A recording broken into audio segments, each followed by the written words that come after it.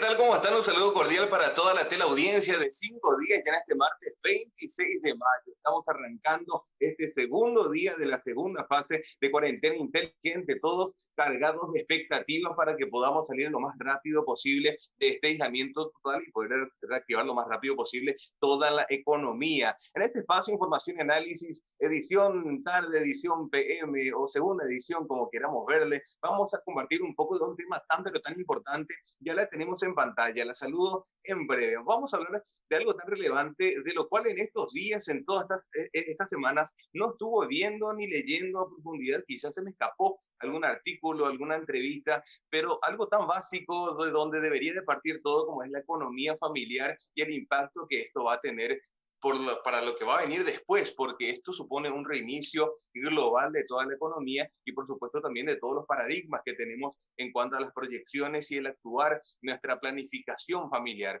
Entonces vamos a hablar con ella. Ella es doctora en economía y administración de empresas. Creo que ya no necesita prácticamente presentación, ya muchos la conocen, a la doctora Gloria Ayala Persson. Doctora, buenas tardes, ¿cómo está?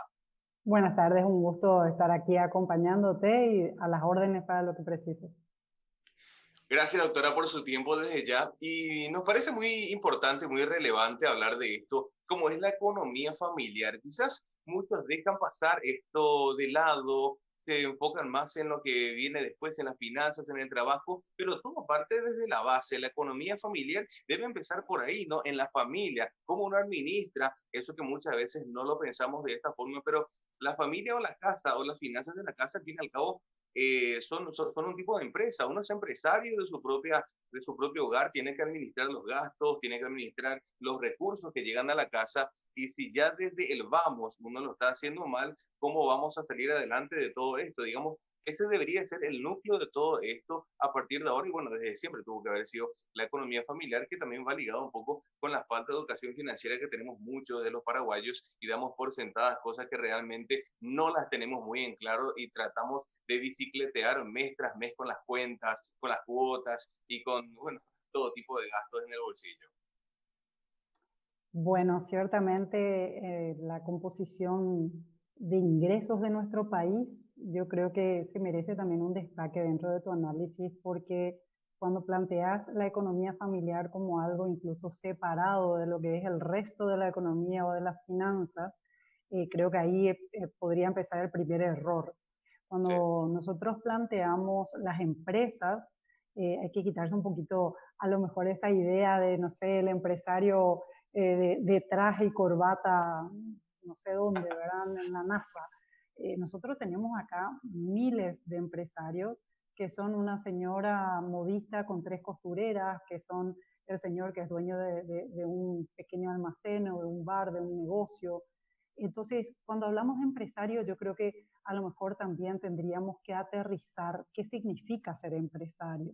Es aquella persona que hace alguna transformación, ya sea comercial, industrial o de servicio, está contratando personas, compra materia prima o compra mercadería, está ofreciendo un valor distintivo al mercado y también paga impuestos. O sea, toda la cadena de productividad que implica tener a un empresario es, no sé, demasiado importante. Pero en nuestro país esto cobra principal importancia cuando vemos que más del 85% de los puestos de trabajo recaen justamente en micro y pequeñas empresas.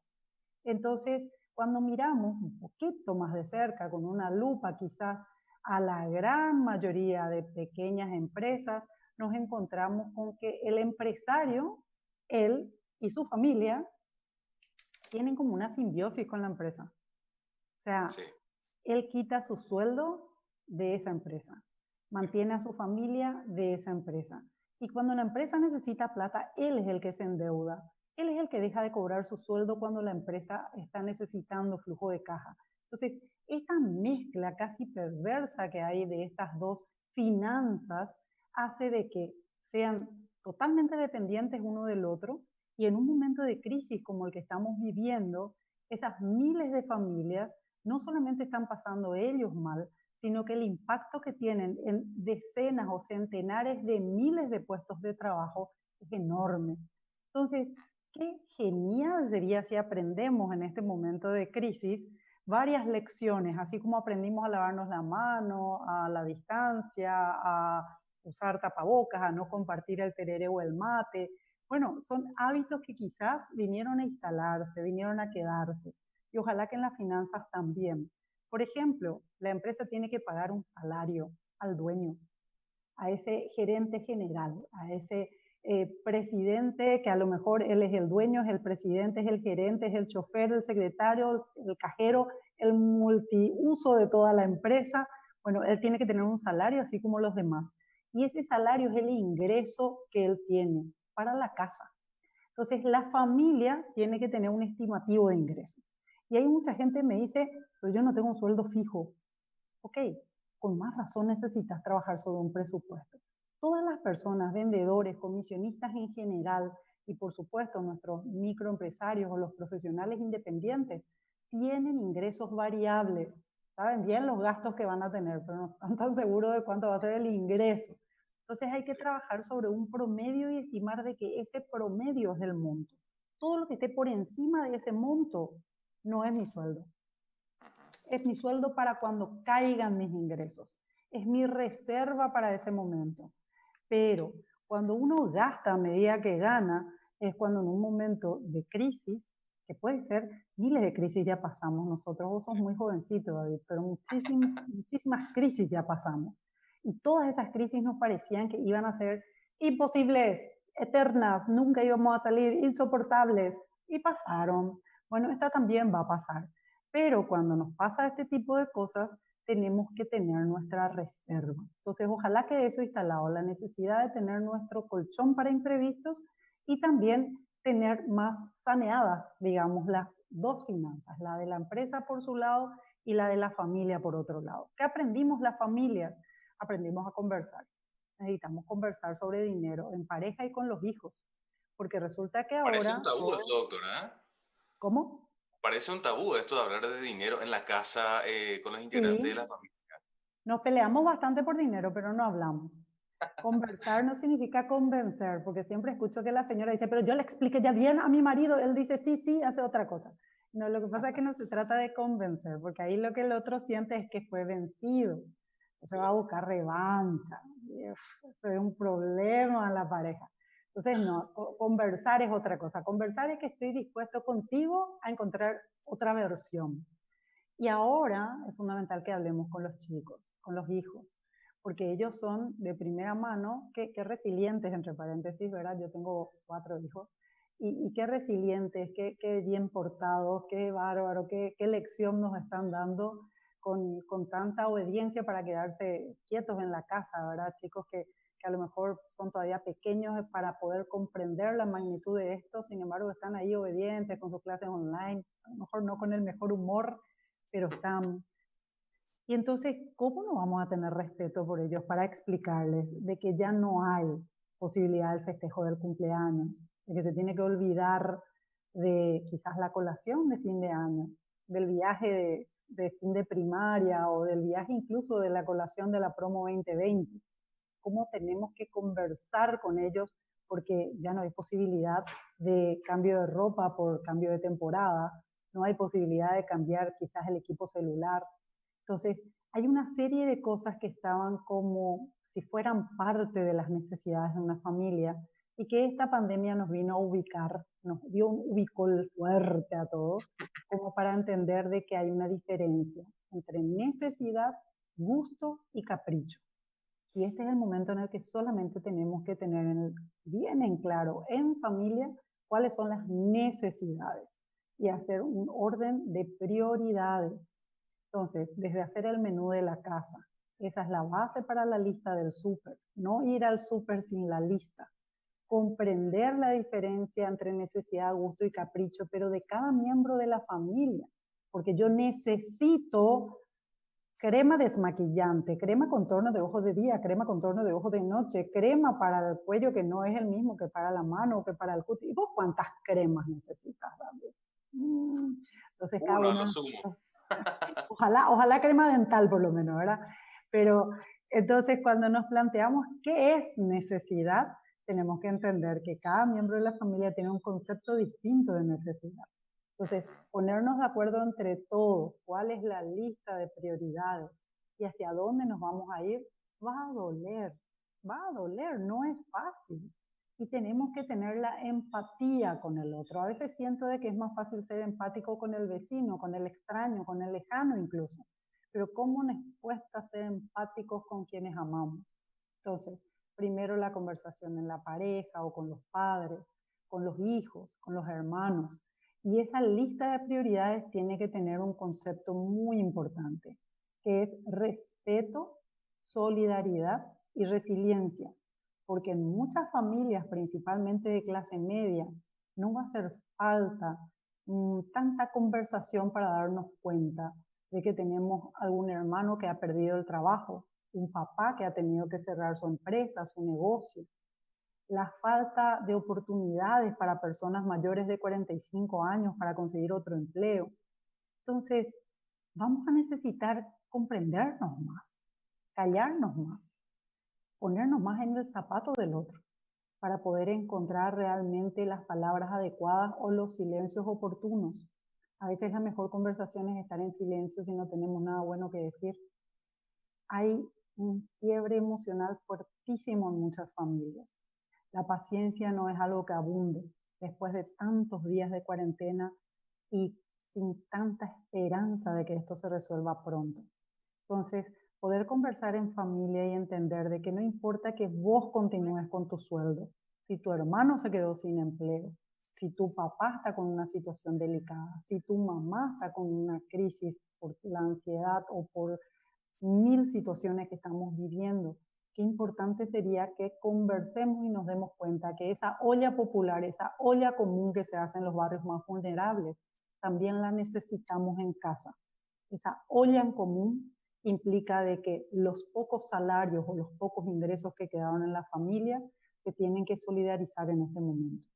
Y eso que siempre les dije, tenés que ahorrar por si algo pase. Ahora estamos en el algo pasa. Entonces, ojalá que tengas tus ahorros y tus inversiones como para que te puedan servir de puente de oro para llegar a una mejor situación. Todo pasa, esto también va a pasar. Pero mientras duele. Y para que duela un poco menos y para que sintamos que lo vamos a superar, necesitamos trabajar mucho más de cerca en familia. Por sobre todas las cosas, doctora. Y me llama la atención mucho esto del impacto económico de la pandemia que está ya obligó a muchas familias a tener que saber administrarse, quieran o no quieran, porque aquellos cuentapropistas, aquellos independientes que podían tranquilamente, bueno, tranquilamente es un decir, ¿verdad? Hacer una changuita y llevar por lo menos para el pan de cada día, y luego con la cuarentena ya no tuvieron ese ingreso y tuvieron que depender de Ñangarecó o de Petibó en algún momento y administrarse con ese 500.000 guaraníes y tener que arañar las paredes y tener que comprar realmente lo prioritario y lo esencial. Digamos que no hay mal que por bien no venga, pero aprendieron de malas también a administrar la economía familiar, doctora. Mira, para los ejemplos que estuviste dando, te quiero plantear le quiero invitar incluso a la gente que agarre un poco su celular donde está la parte de calculadora. Sí. Vamos a suponer, David, te vi recién con tu taza tomando un rico café. Supongamos que tu desayuno sea un cocido negro con quizás una galleta, que tu media mañana quizás pueda ser 2 bananas, que tu almuerzo sea un guiso de fideo, un guiso de arroz, un sollo, un puchero, ¿sí? Que tu merienda sea nuevamente un cocido negro con una galleta o un pan Felipe, y que tu cena sea quizás 2 empanadas con mandioca, ¿te parece?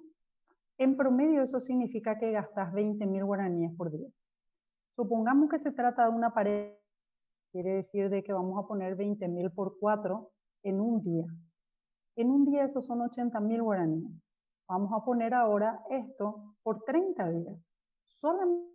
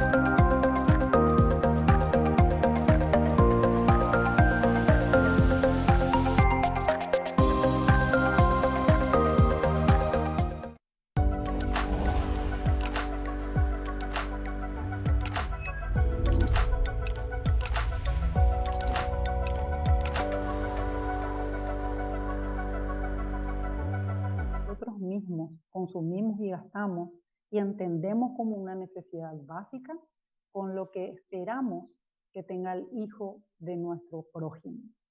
Si no queremos tener problemas sociales graves, no podemos más depender solo del Estado. Necesitamos nosotros ser conscientes de que los hijos de nuestros vecinos están en situaciones muy delicadas.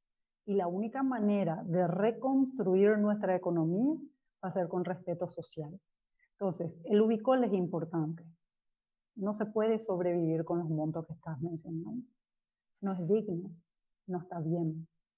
Necesitamos comprender al otro. Y aquel que tiene un poquito más, por favor, despiértense, miren su vecindario, miren cómo están las cosas y demos una mano cuando se puede. A lo mejor no puedo yo solucionar todo y no me sobra plata, pero 50.000 guaraníes no me cambia. Necesito varios millones para solucionar mi problema. Y resulta de que hay un vecino a lo mejor que puede lavar el auto. Bueno, esas pequeñas muestras de entender que el prójimo está más cerca de lo que pensamos también son importantes. Esa economía de la solidaridad, entender al otro, escuchar al otro. Y para eso necesitamos estar muy atentos en esta fase en la que el otro también ya puede quizás venir a la casa a hacer el lavado del auto, a cortar el pasto. Empecemos a activar, pero activemos no solo desde la filantropía, no solo desde lo que nos sobra en ese guiso de fideo de los sábados. Vayamos un poco a entender de que el trabajo tiene que ser digno y la manera de tener ingresos también tiene que ser digno. Entonces, ¿cómo podemos ayudar a reactivar la economía? Pensemos también en eso, ¿sí? En nuestros propios ingresos, en nuestras propias necesidades, en nuestras propias prioridades en familia y cuánto de lo que tenemos en esa lista de prioridades podemos quizás compartir con el otro para que esto empiece nuevamente a girar. Necesitamos que gire la rueda económica para que genere valor en cada transacción. Por sobre todas las cosas. Qué importante lo que está mencionando, doctora, porque muchas veces tenemos como, digamos, el tema de los caballos acá al costado, no miramos qué está pasando en el vecino, vamos solamente al frente preocupándonos por nuestros problemas y muchas veces ayudar nos va a dar mucha más satisfacción, por más de que, bueno, sean 10.000, incluso un 10.000 que nos sobre, ¿verdad? O que podamos disponer al vecino, imaginen yo que va a ser de mucho oxígeno y no somos conscientes muchas veces que el vecino puede estar pasando mucha más necesidad de la que estamos viendo, porque el hecho de que no salga simplemente de su casa no significa que no esté realmente pasando hambre en ese momento y bueno, una mano, un granito de arena puede ser sumamente importante en esta etapa. Quiero volver un poco al tema del núcleo familiar, aprovechando estos últimos minutos, doctora. ¿Cuántos miembros de la casa deberían realmente aportar a la economía familiar? Muchas veces el tabú, la idiosincrasia paraguaya hace de que papá principalmente tenga que manejar todo, tienen que pagar todo. En algunas otras familias un poco más abiertas, papá y mamá. Y en algunas otras quizás los hijos, pero no todos, los más grandes. Entonces, ¿cómo debería de funcionar realmente esto? En realidad cada familia es distinta y nosotros tenemos más del 30% de nuestras familias tienen a una mujer como cabeza de hogar. Entonces hay que también reconocer de que la mujer en Paraguay tiene bastante toma de decisiones en el sentido administrativo y financiero. De hecho, a nivel mundial incluso, más del 65% de las decisiones de compra, de consumo en general, lo toman las mujeres. Esto es tanto en familias como en empresas, porque generalmente el varón no decide nada de qué se va a comer, qué ropa se van a poner los chicos, a qué colegio van a ir, qué útiles hay que comprar, si ya es hora o no de irse a la peluquería, si es que se puede cambiar o no el zapato o el champión. Hacemos un poco del chicle a veces para llegar a fin de mes.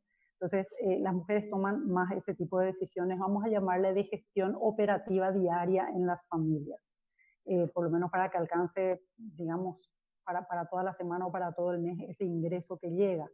Ahora, con relación a la forma en la que tomamos decisiones de inversión, ahí es donde necesitamos quizás conversar más, porque el problema que tenemos es de que lo que se gana se gasta. Necesitamos entender de lo que se gana, no todo es para ahora. Una parte, ojalá por lo menos el 10%, sea destinado al ahorro y a la inversión. Y la inversión es la capacidad de que podamos poner dinero en algo que nos genere más dinero, algo que me pague intereses, que me pague dividendos, que me pague alquileres, que me pague royalties, que trabaje sin que yo trabaje, que el dinero trabaje para mí. Entonces, en ese ámbito de inversiones es donde hay todavía muchísimo que hacer. Con respecto a la administración del presupuesto, lo ideal es conversarlo entre todos, pero que quien maneje el recibo del dinero, independiente de quién trajo el dinero, ¿sí? Quien trabaja y trae el dinero es uno.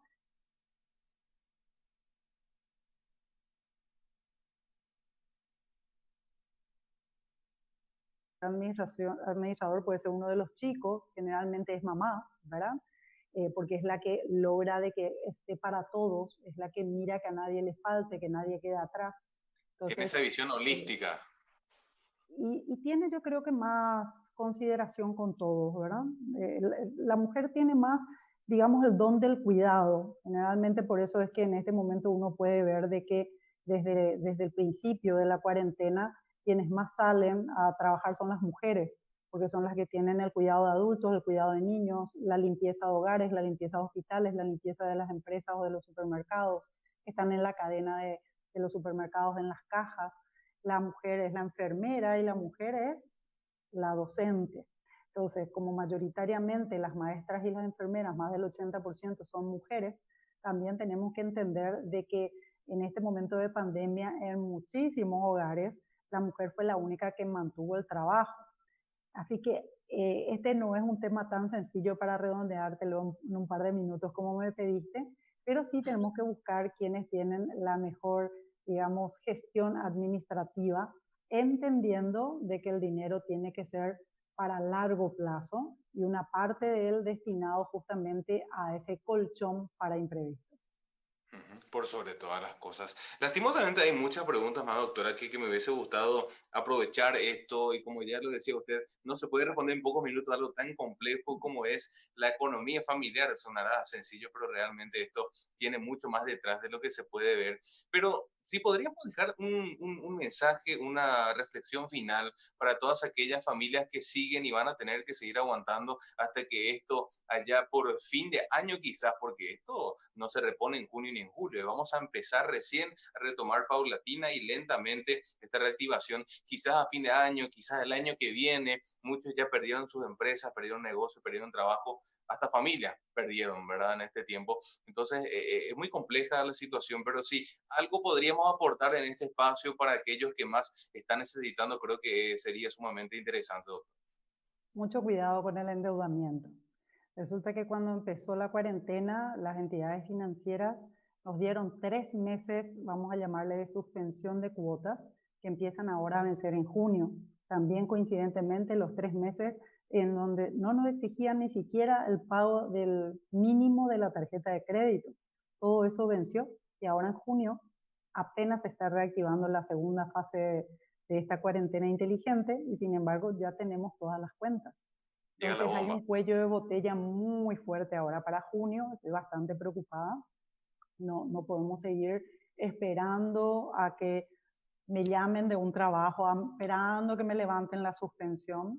Es muy importante que estemos entendiendo la gravedad de esto. Tampoco todos van a ser sujetos de crédito. Mucha gente está esperando a que salga el crédito tipo con la garantía del FOGAPI.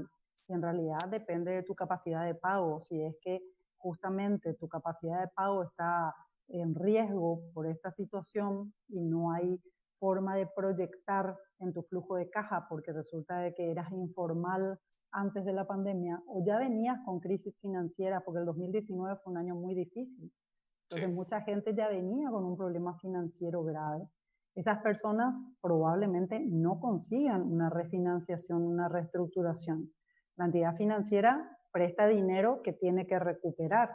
Entonces, ¿cuál es tu proyección de crecimiento? ¿Cuál es tu proyección de crear nuevo flujo de caja? Hay algunos rubros que van a poder estar operativos ya inmediatamente, la mayoría incluso está ya en un volumen de facturación cerca del 75% de lo que fue antes de la cuarentena, cosa muy optimista, y probablemente continúen bien, digamos, en este semestre del año que se está iniciando. Pero hay rubros que van a tardar probablemente entre 18 a 24 meses para llegar a su nuevo normal, que ya no es el anterior, sino uno nuevo, ¿verdad? Su nuevo punto de equilibrio. Entonces, dependiendo de dónde estás ubicado, yo te diría, el consejo es primero mucho cuidado con los riesgos de crédito. Ese dinero hay que devolver, no es un regalo. Segundo, mucha, no sé, dosis de realidad, ¿sí? ¿Cuál es mi rubro? ¿En qué soy bueno? ¿Cuál es mi fortaleza? ¿Cómo me puedo repensar ante esta situación?